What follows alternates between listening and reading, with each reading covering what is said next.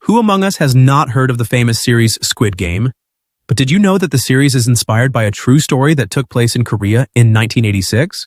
The tragic events began in South Korea, where the ruling family at the time governed with dictatorship.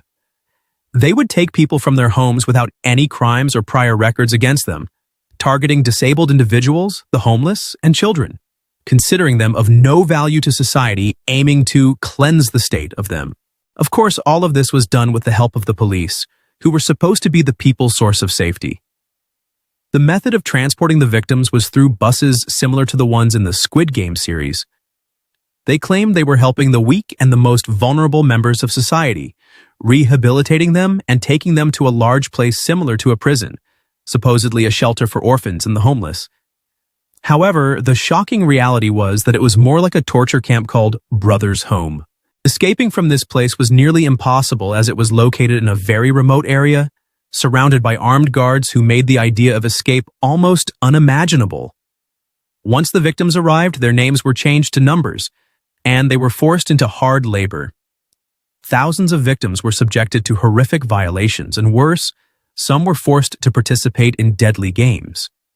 The choice was between their own lives or the lives of others, almost identical to the system in the series. Some were even killed if they stopped working. On top of that, they were forced to work in dangerous conditions to manufacture products for various companies without receiving any compensation or wages for their services.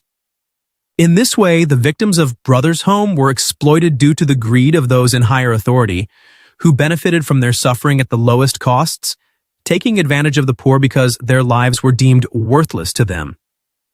The connection between the Squid Game series and the victims of Brothers' Home lies in how both stories expose the weakness and exploitation of individuals by powerful institutions that claim to be performing humanitarian work for the weak, but in reality, they exploit them to the fullest for their own benefit. Finally, we discover that the survival games in Squid Game are nothing but a reflection of the daily struggle that the weak endure to survive. These are real pictures of the place where the victims suffered, and you will notice the similarities between it and Squid Game. In conclusion, do you think all of this is a coincidence, or is the work truly inspired by the Brothers' Home incident? Thank you, and don't forget to support me.